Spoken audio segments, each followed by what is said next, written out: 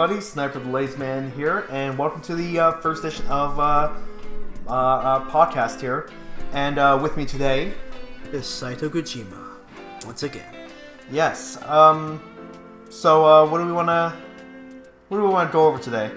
Well, I guess someone could say it's a bit of a bandwagon thing to jump onto, but honestly, I don't got just 2 cents. I got 50 cents. Not the rapper. Fuck that guy. I got some stuff to say about the whole Family Guy Brian killing off sort of shit that happened this past. What was it? 2-3 weeks? Was it? I think it was like 2 or 3 weeks. Yeah, 2-3 weeks, whatever. Like, I got some shit to say about that. What about you? I got some stuff to say too. More or less, it's probably gonna be the same as you, but let's go on that anyways. All right, so what do you guys say first? Like, what's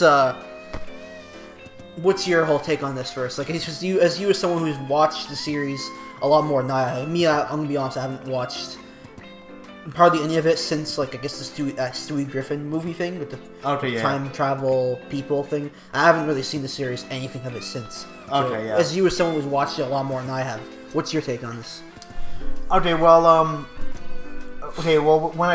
I heard that, first of all, that they killed off Brian, at that point, I think a lot of people, as myself, at least, who try to keep up with the show as either as much as possible or watched it like ever since, I kind of got the feeling that it's like, number one, wow, how could you kill off one of your best characters?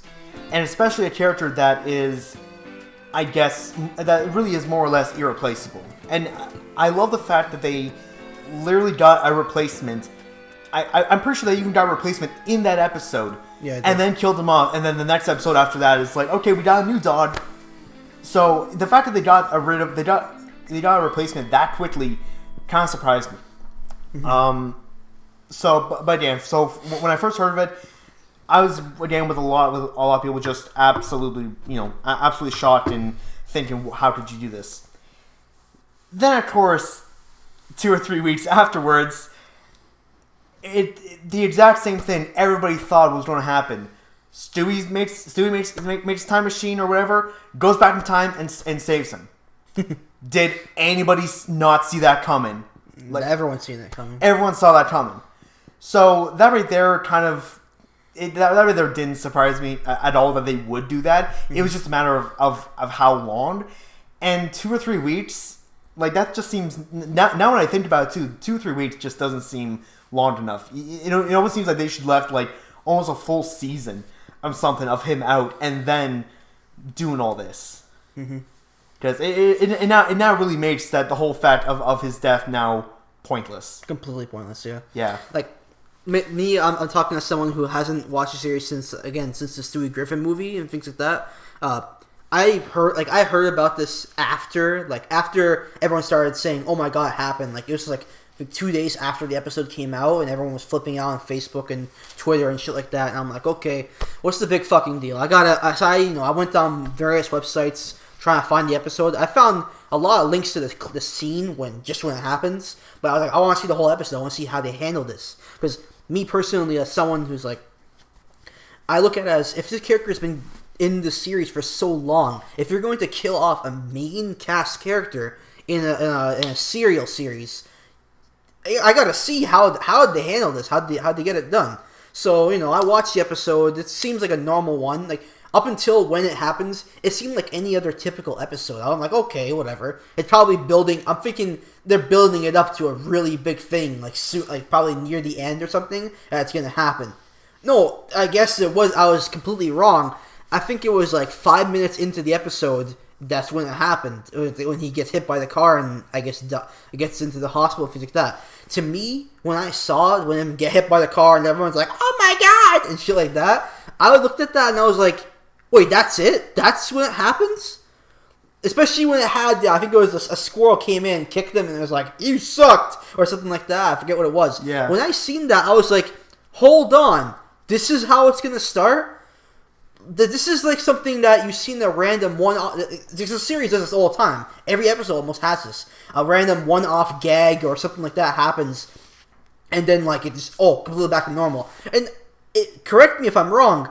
I'm pretty sure Brian, Stewie, and every other cast member, from what I recall, has sustained much bigger injuries than this during the series, and they just like after it happens, they just shrug off, walk off, like, oh, okay, next. Like they saw me look bruised up, but they're like, oh, okay, bye, I'm back to normal. Like I remember there was a scene earlier in the series. It's probably one of the more famous things. It was Peter fighting that chicken. It was one of the series of that, and he has like literally a 5 fucking minute fight scene with that chicken, and he's just all beat after he's finally done. He killed the chicken. I don't know if he fought him again later on in the series if he came back. Yeah, that's how the series is. But he kills the chicken. It dies, I think, from an airplane, and then he goes back to his friends.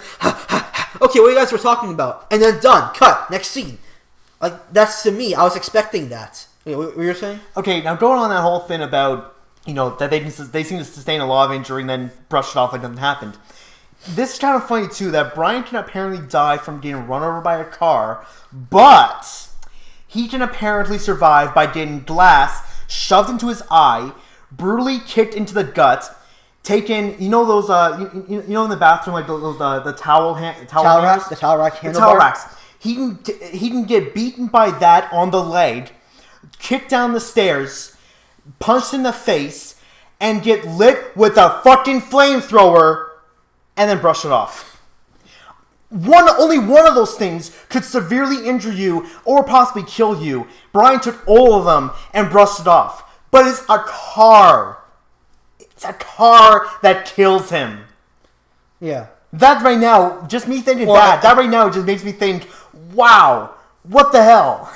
I'm one thing I'm going to say at the bat. I never actually went and seen more episodes or seen when he goes back in time or anything like that. I just only heard about it. I'm not even going to fucking bother seeing it. But the fact that they did it so soon to me is like, wow, you really just did it just for the sake of getting the viewers and the ratings, and that's it. It's like it's blatantly fucking obvious now. But what did they ever address the driver of that car in the later on? As far as I know, no. So it just happens the one time and done. Never fucking, like, that driver's never mentioned again. They don't get revenge on him or stuff. I think, how is he, what exactly happens when he goes back in time, when Stewie goes back in time?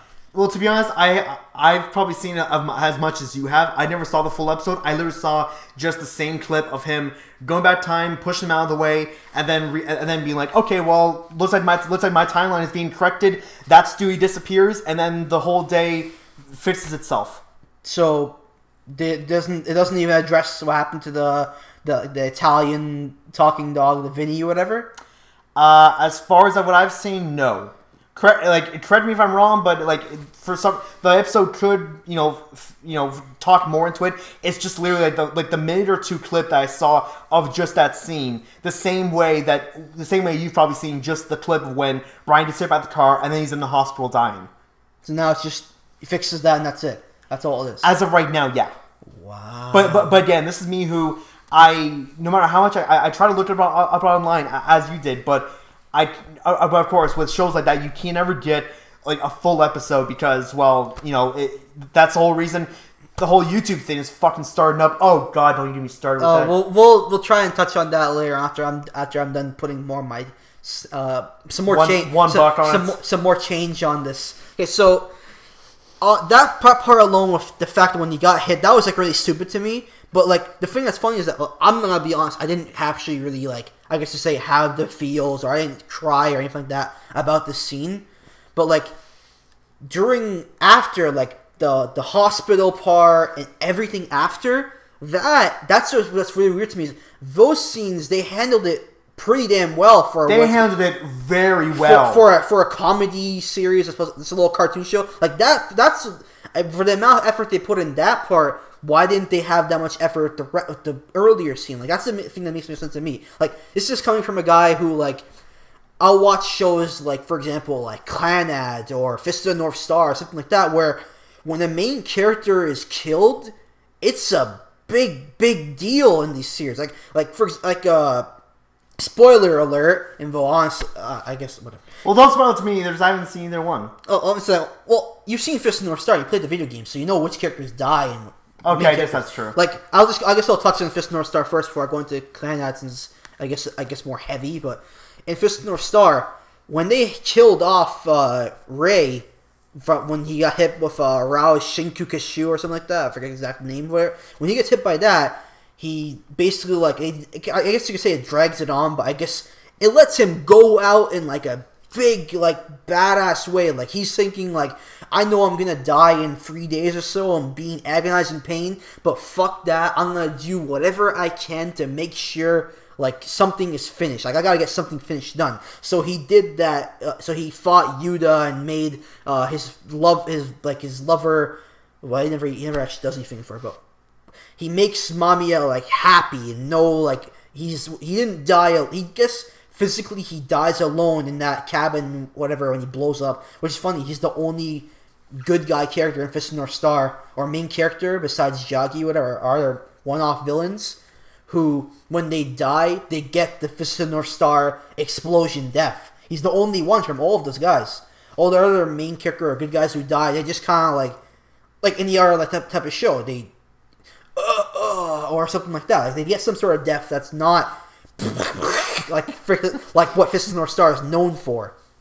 That's pretty that's pretty bold for them when they did that back in the day. But so that's the thing that like that show, it really drove it home that this main like basically he's the second. He was the most. I think he was the second most popular character besides Kenshiro of that series. So and more or less like the second main character, like on par with Kenshiro, and yet when he died, it was a major shift to the series. And unlike Family Guy, they're like, no, there's no way it's getting solved. Like, there's no way he's not gonna die. There's no way we're bringing him back. And they really drive it home to you like that. Yes, Ray is dead. Ray is going to die, and there's nothing anyone can do about it. And to me, I was like, I felt it because it was like that's like a big deal. Sure, it was only about 50-something episodes into the series, and it's like a 100-episode series, but it was literally the halfway point of the series, and that's how they like kick off. Here's the next part of Fist of the North Star. That's how it was to me. Like they really did it right. And the same thing with like, for example, with Clannad, when like for people, I'm just gonna cover my ears for this part because I don't even want to be. Wait, I'm editing this video, so I'm not. No, wait, I'm not even going to listen to this. I'm putting my fingers in my ears. I don't want to be spoiled. I will get to it eventually. It's honestly, to be honest, it is spoilers. But in all honesty, the thing about with Clannad is that I put it in really high regard, but at the same time, a lot of the story is kind of like, I guess you could say it's typical. Like it's some of the stuff. It's one of the most cliched shows I've ever seen in my life, but the way it did the cliches is why I liked it so much. It's what was so emotional and so well done. Like, it's almost fairly obvious that the sick girl Nagisa is probably gonna, especially when they're talking about it for a long time during the second season, that she could die if she has a kid. This could happen. Complications could occur, and it does happen. She gives birth and does die. And to me, like I was hit by that. Like it really like hit a nerve or something like that. I'll admit I fucking cried from that show. I cried multiple times in that show. I think anyone who actually watched that show and liked it claims they didn't cry from that show is probably lying just for the sake of trying to act like they're tough or some shit. What's the funny thing is that makes you not tough. If you have the need to cry, I'm saying fellas, men, boys, guys, I don't see why you try to hold in your emotions so much. I'm not saying, be a sniveling little whiny bitch. But I'm saying, like, in moments when you need to cry, why fucking hold it in? Or at the very least, don't hold it in to the point that you fucking break down and cannot function. If there's a point in time where you need to cry or you need to express yourself, let it happen. Seriously. But so that's like that series for me. Like I remember when that I think it was like ninth episode or so in the first season. It wasn't even really like a sad scene. It was more like a happy scene. But I remember seeing that episode. I'm not gonna go into details about it too much. It's not really a big deal anyways. It's something involving a wedding or something like that. But I remember watching that scene for that episode. Then I didn't even realize I cried from that episode until after the episode was over, when the credits started to roll and it started playing its little Dango Daikazoku or something like that. Some really like, it's like a really chipper kind of bittersweet song, but it's really happy and cute at first during watching that series. But as you go farther into that series, that song becomes less and less, I guess, chipper and happy as you believe it to be. Like, it's a common thing among the fan base for that series, as small as it is, to actually, like, really, like, either they really like to hear that song, or they really don't like to hear that song, because it gets them really emotional immediately. It's like the one song that, like, everyone who's watched the series immediately, like, goes, like, okay, I can hear this right now, or no, I can't handle this right now. That's all I have to say about Clannad.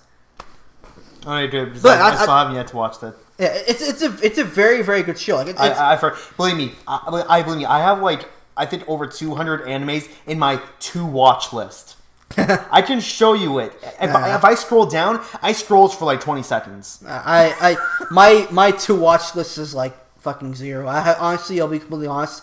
Up until Clannad and I guess the recent DD Hokuto no Ken in 2013.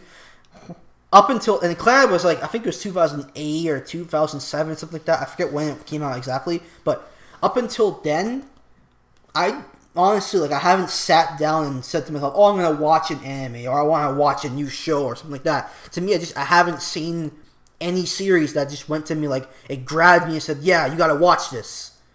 Prior to, like, I know before then there was something, I think Samurai Champloo and a couple of things also did the same thing to me, but that's, like, one in, like, a fucking 10,000 of these animes that are coming out nowadays. Especially, like, to me, I wouldn't, compared to what I like right now, I'm gonna say right now, my top 5 favorite anime of all time, number 1, Fist of North Star. Like, top, like, no doubt about that. It will never be lower than my number 1. I don't think there's anything that's ever gonna come out in the future that will ever beat that, to me, at least to me.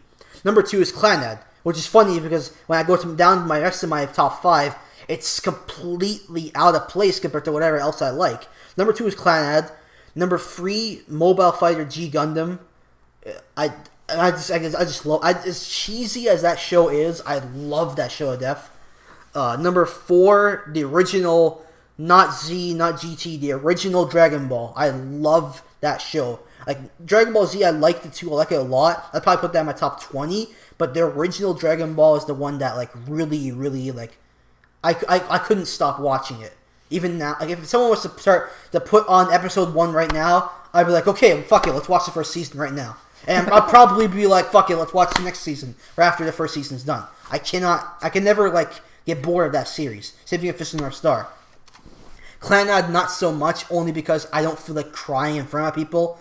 Like, I don't feel like sitting there, like, oh, we're getting to that part, oh, fuck. Or a whole group of people watching this show, and I'm sitting there fucking... I just think everyone else will be crying too, but I'm gonna be sitting there like, fuck. I don't feel like crying with my buddies here right now. Everybody would just be like hugging each other, being like, "It's okay, man. It's okay." I know that feel, bro. And we'll have Dearly Beloved from Kingdom Hearts in the background music. Oh no! Just for the hell of it, it'd be like, and everyone's just hugging each other like, ah! And I'll be sitting there like, fuck.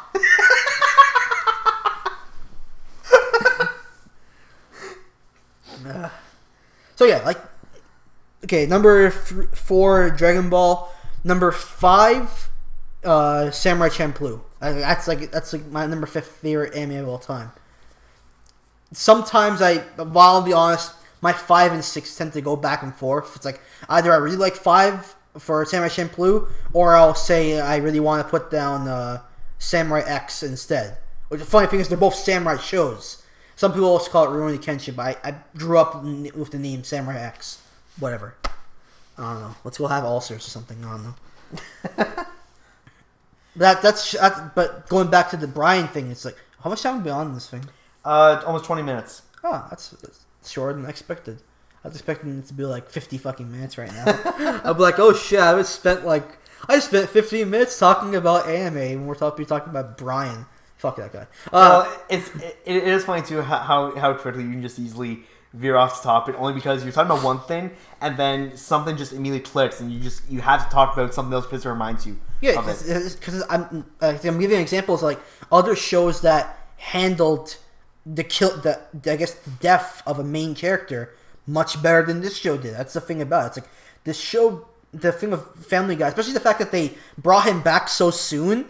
It's like especially when I heard Seth MacFarlane's little quote was like something about not take someone's death for granted, or you could lose your loved ones at any moment, which is true. Like any moment, someone you care about could die from any sort of reason. It's true, but at the same time, the fact that he did this so quickly, it's completely obvious that like he just did this just to get like a big influx of viewers and ratings, and that was it.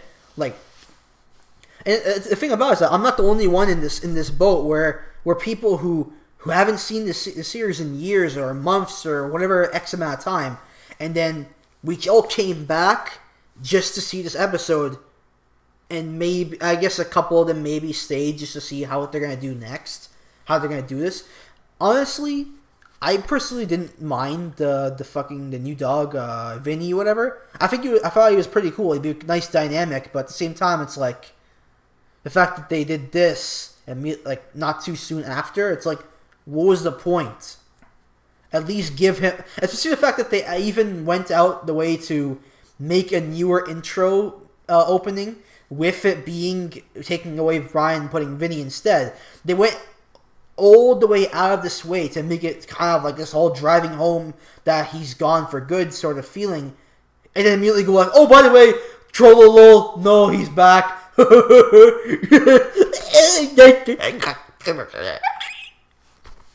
I don't know what that was, but yeah, that's the thought process of the creators of the series, the people animating it, the studio, and no offense to you, but to a lot of people, the majority of the fucking fan base that watches the show, and most of the shows like that. Like I can't. You're probably the first of few. You're one of the few people I can talk about this thing and not say them and not like be offended by it. Not really offended by it. It's more like I can't talk about this subject of a lot of our people without thinking, okay, I fucking regret talking to you. The thing about it, like most of the fan base is fucking stupid. I'm sorry if you're a fan right now, like you're one of that demographic, the part that I say that is fucking stupid, and you're gonna be offended by this. I don't give a shit. I'm just the messenger saying what has to be said about you, or said about the people who do this stuff like that. If you really can't handle random fucking guy with this fucking anime Japanese character name thing as his online username, with a fucking Mega Man X picture as his main image, when he puts his pictures up online or something like that, who plays fucking this stupid fucking Ryu clone Kung Fu guy in fighting games. You can't fucking handle this guy saying to you, or saying to people who may be similar to you, that your fucking fan base's main majority of people are fucking stupid. Then look at yourself. You need something like set your priorities straight, fix your life or something. I don't know, grow some thicker skin, because half of you people who can't handle when other people say some like pretty like just even a little bit of criticism about you people will hear a little bit of criticism, flip your shit like beyond belief, both online and offline. You flip your shit to the point that I cannot fathom how you could have like reacted this way. If people will flip your shit or things like common criticism or honest opinions, things like that, or an opinion that is different to yours, and yet when you'll flip your shit and you'll say shit that is like a bajillion times way worse than what that one comment or one little thing that our person said. Like I literally had people. I'm sorry, I'm digressing here, but. Or derailing shit, but this is getting really like angry. I'm not being angry though. The thing about I'm not actually angry. I'm just this is the way I talk when I express myself.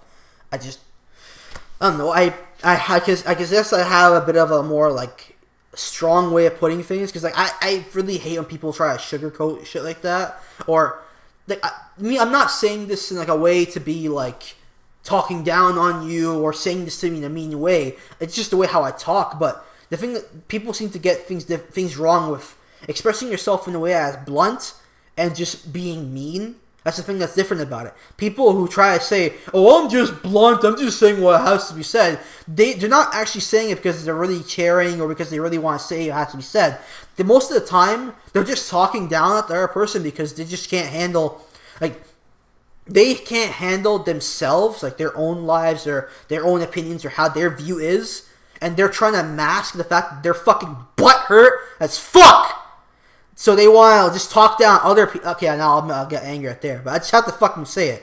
They'll mask the fact that they're butthurt beyond fucking belief. So what they'll do is, oh, I'll just talk down to you, talk shit to you about what things that are completely unrelated to what the current fucking subject is. But, oh, because if you get a little bit angry or a little bit offended or something like that, oh, you're the fucking loser, oh, you're the one who's immature or something like that, because you're going to the person that's saying really personal shit when that person probably didn't say anything related to that to you first. And yet, me or something like that is the immature one because we're the ones getting maybe a little bit offended or a little bit bothered that you're saying completely unrelated, unnecessary shit for no reason. Which brings me to the subject right here. Holy fuck! You people from the Persona 4 Arena, BlazBlue, Arxis Fighter fanbase, grow the fuck up!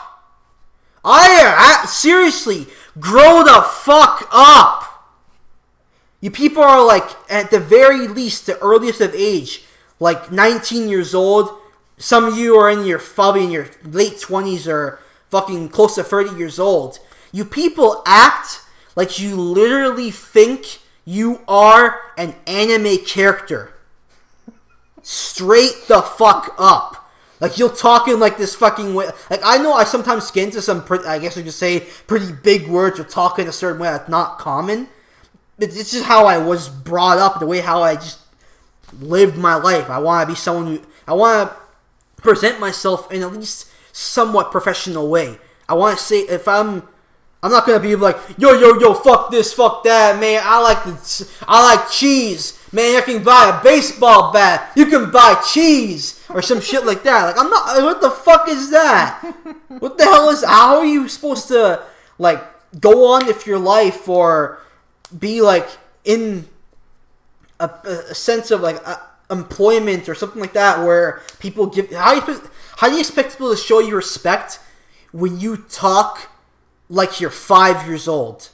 That's what I have to say. I have to say to people. Like, there are some people out there in this fan base, this Arxis Fighter fan base, or Persona 4 Arena, or these type of little group of type of people.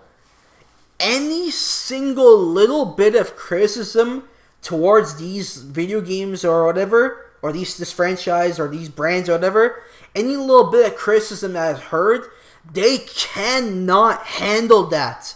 Like, if I say right now, Persona 4 Arena for the PlayStation 3, SR360, and Arcade is an unbalanced fighting game. That's all I'm saying.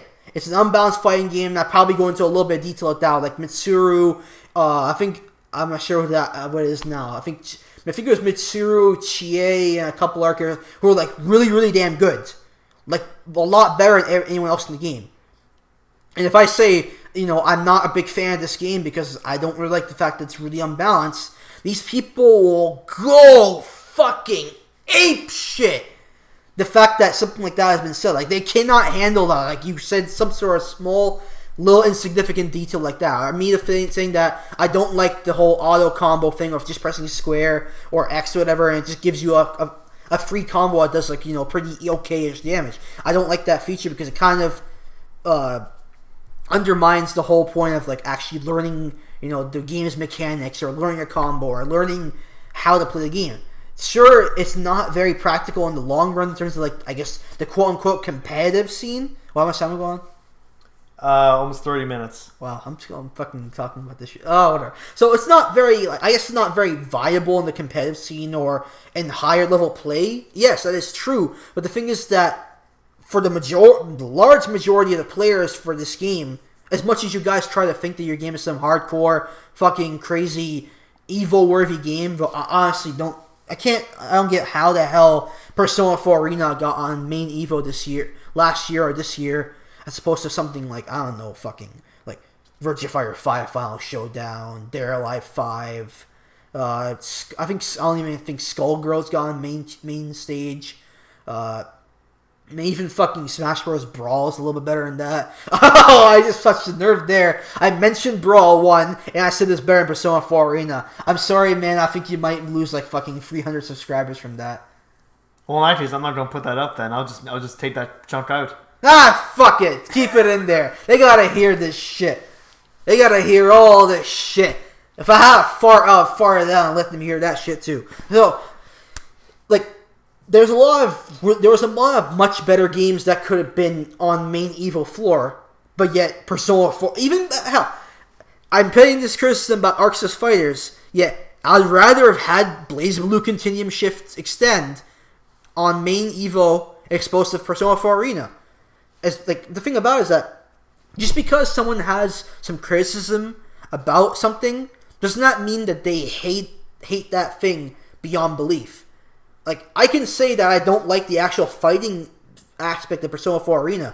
It doesn't mean I can't fucking like the story, the characters, the music, the sound, the presentation. Like, all that stuff is phenomenal. I'm actually very shocked that Arc Systems and Atlas would put so much, like, effort and time and everything into this type of game. Like, this is a fighting game. Most people are not gonna, like, people are not really going to care too much about that in the long run in terms of, like, playing the... They're going to play the game more than care about all this other extra stuff, really, when you really think about it.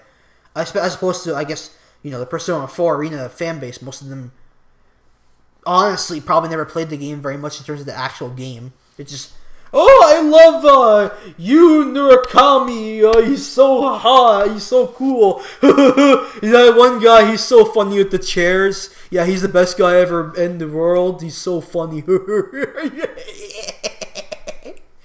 That's kind of some shit I hear.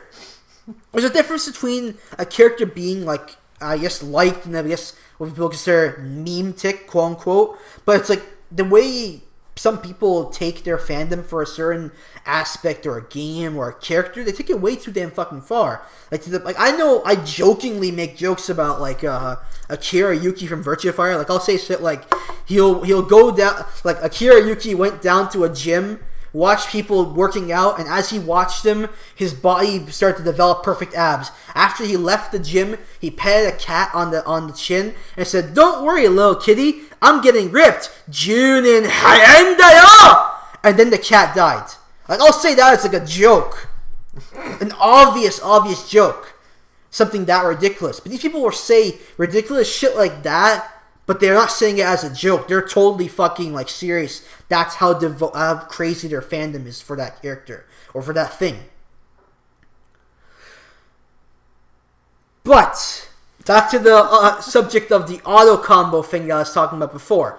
Most of the fan base, or most of the people who play this game, because it sold quite a lot, honestly.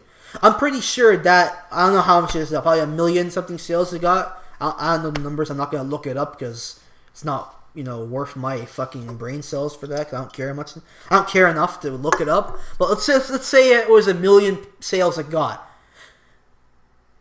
I'm willing to go. I guess it's a pretty educated guess that at least 990,000 or more of those. Let's say about 99.9% of the people who bought that game aren't gonna get really hardcore into it. Even if the game has tutorials and shit, they're not gonna go and, like, I'm gonna go and become super competitive and go and make money and go to Evo and slap the fucking donkey with my dick or some shit like that. They're not gonna do that. They're probably just gonna play the story mode, most of them don't even finish the entire thing because some people don't like that type of gameplay style for a story, that whole visual novel thing.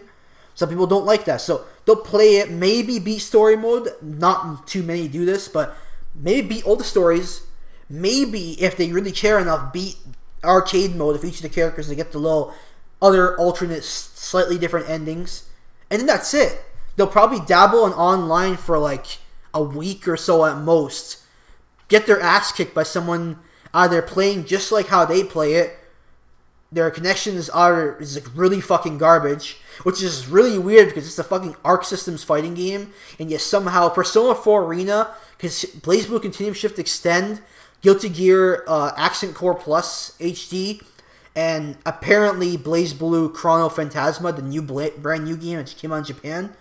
All those games have really bad netcode compared to all the other games that they are involved in, like the original BlazBlue, Calamity Trigger, Battle Fantasia. Well, I never played too much online, so maybe it's bad and I just don't realize it because fucking 2 people in the entire universe bought that game. The original BlazBlue Continuum Shift and Continuum Shift 2, they both had very good netcode. Arcane and Heart, and a bunch of other stuff. Like, they had really good netcode for those games, and yet these newer games where they want to get, I guess, more sales or bring people back, they somehow have worser connection stability and netcode than the previous ones. To me, it doesn't make sense. That's like to me. It's like, I know there was hiccups in the other ones, but do you think they'd fix that up when you get to more and more versions or more patches and shit like that? That's like going to the hospital for a broken leg and coming out with malaria.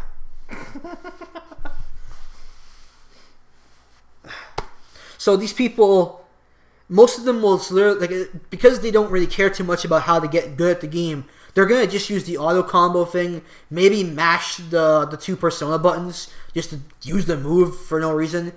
I guess most of them are just gonna pick. Most of them do. They pick Yu, Murakami, or whatever, and it's like, to them, the one thing I will say straight up, what made me not want to play this, even despite the stupidity of other things about the game's fighting engine, the one thing, I know you can bait this dumb fucking fanbase before you start saying this. I know you can bait and punish, but that's not the fucking point. The fact that this is in the game is bad design.